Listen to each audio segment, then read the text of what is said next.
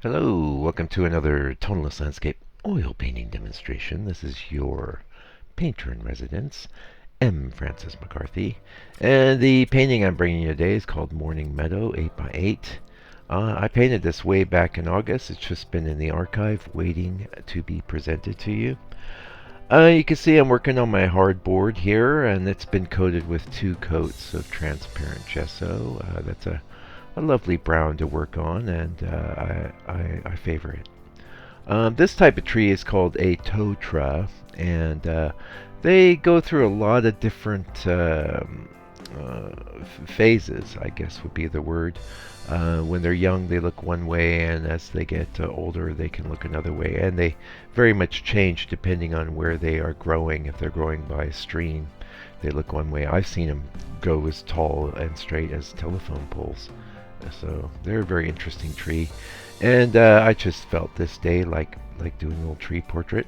You can our underpainting color here is burnt umber with perylene black slash green, and I always add the slash green because it's a secret green. It's not even so secret. All you have to do is add, some yellow or orange to it, and you'll see, wow, it's very green. Or white, of course, white, the illuminator. Yes.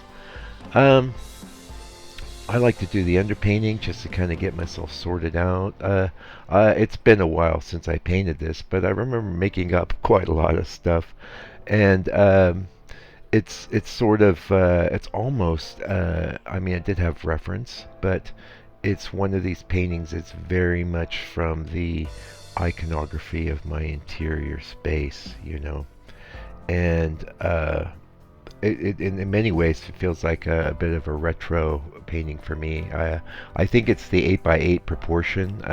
Back about, oh gosh, 6, 7 years ago, all I was painting was 8x10s, 8x8s, 5x5s, and 5x7s. So I have a lot of paintings in boxes from that time that are 8x8. And that for that reason, I'll always kind of flash on that. I do think the square format's a really cool um, proportion. It has its own challenges, though, and working with a student this week, one of the things I thought, it reminds me, a good thing to talk to you about would be, and I see this as a challenge for a lot of painters starting out, is the negative space in your painting. And so, like, let's just look at this painting. I would be talking about the space between the top of the tree and the edge of the board. And the on our right side, that space there, that is what I would say constitutes the negative space in this painting. You always need to have an awareness of how your main shapes are working with the negative space. It's a positive negative. It has to be balanced. Now, this goes hand in hand with creating an attractive silhouette. So one of the ways that you can paint trees, if you struggle with trees, and I thought that's one of the reasons I thought this would be a good painting to put up, because I think a lot of people do struggle with trees. So when you could see someone like me putting a tree together, maybe it's helpful for you. But I tried to find an attractive silhouette, and it's a little bit loose and amorphous until the sky comes in to meet it. At that point, I start to define things more and more. But you can see I pretty much stick to it once I've designed it. So you always want to have, like, I see a lot of painters starting out make the mistake of having, like, say they're doing a tree, but it's really small in the middle of the board or canvas. And this is no doubt because there's been times when they started to paint the a tree or figure or whatever. They started in one spot and then they ended up running out of room. So it's definitely an improvement on that.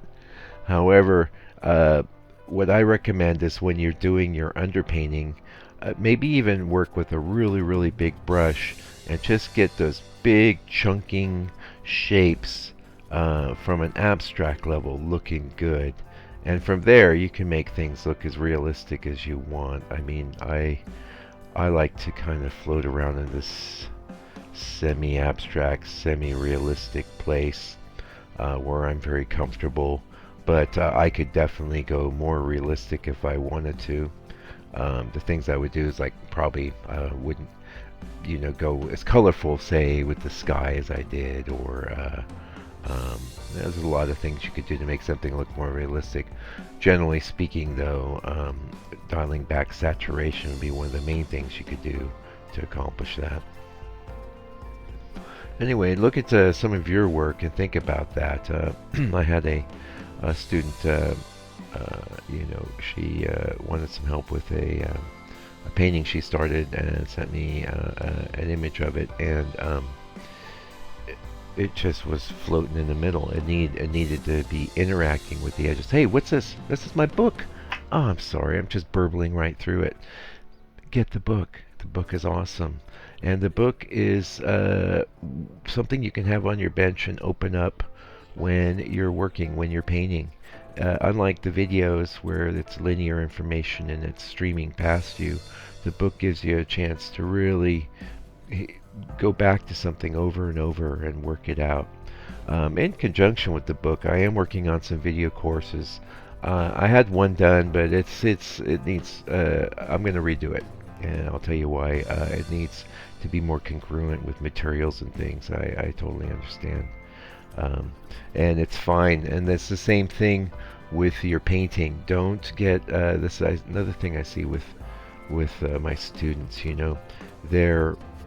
They really want to succeed. They really want to do something great, and yet they don't paint very often, and they haven't done very many paintings. And what I would always say to them is like, how could you do something that's very great when you've only done 10 paintings or 30 paintings or 100 paintings?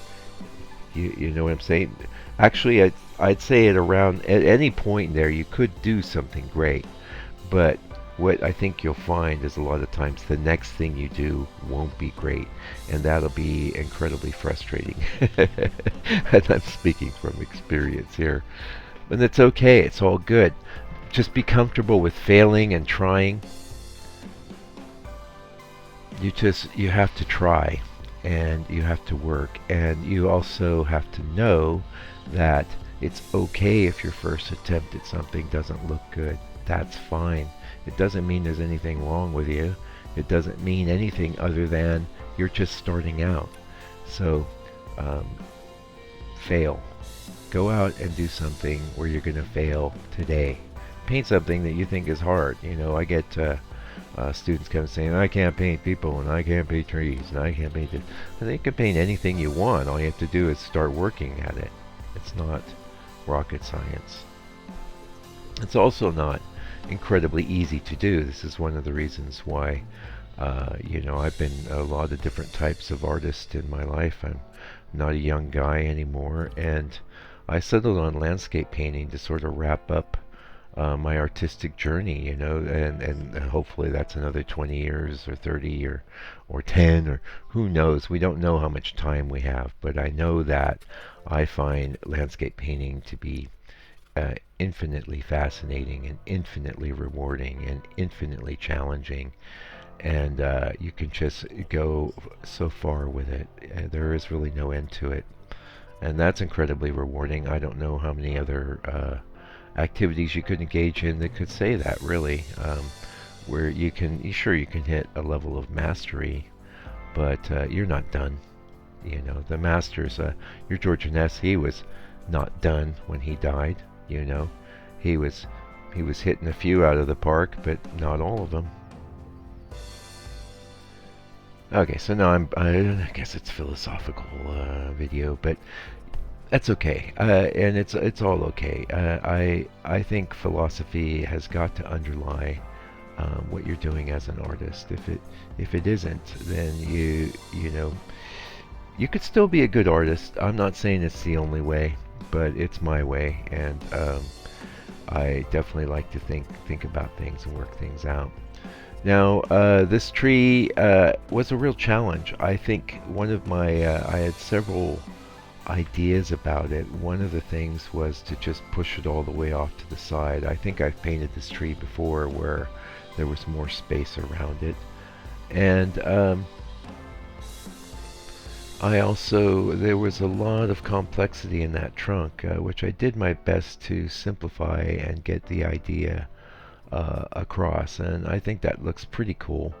I'm wondering a bit about the sky holes.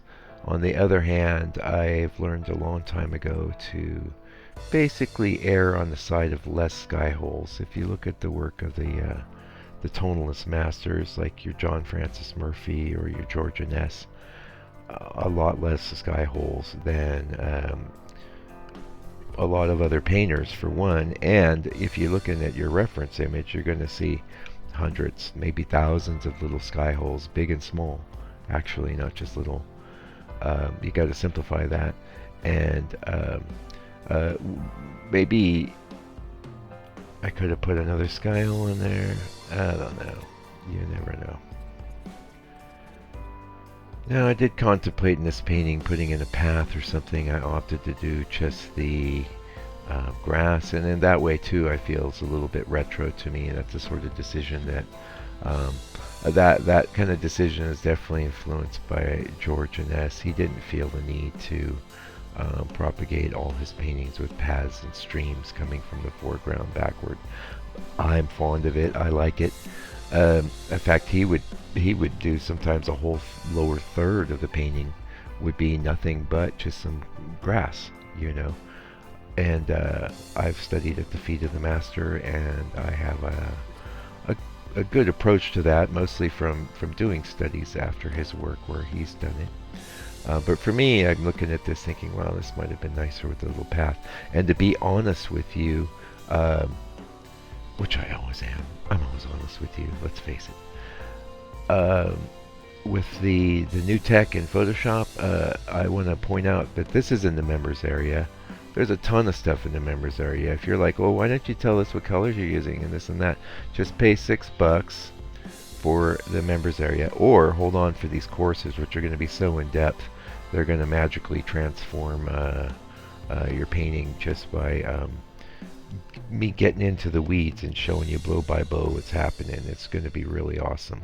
But short of that, members area, you're there in the studio with me as I'm actually painting, and so you really will know what colors I'm using and why I'm using them. And in some cases, the reasons I'm doing what I'm doing. There's always the thing about painting, and we got like 1 minute left. We'll get into a little more philosophy here. The thing about painting is that it's a nearly infinite amount of decisions. The shapes, the size, the colors, the amount of strokes and detail. Oh, did I want to have a path? And that's what I was going to mention real quick. With the new Photoshop AI feature, I could have circled that center bit and in the reference image and told Photoshop I wanted some sort of little path there. You'd be surprised. It's actually, I might be here, I'd say in perspective. That would be a great little addition to this painting, actually. I might even do it. We'll see. Anyway, we're getting pretty close to the end of the video. Yeah, sorry for all the burbling, but hopefully, you're getting some good ideas. And at the very least, I really enjoyed the sky and how I painted it, and I thought it was nice brushwork. So I thought I'd go ahead and present this to you today, and I hope you enjoyed watching me put it together. Until I come back with another video for your edification and enjoyment, please do me a favor, do me a solid.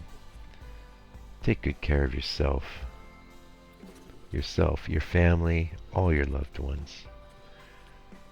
Stay out of trouble, and God bless you and your family.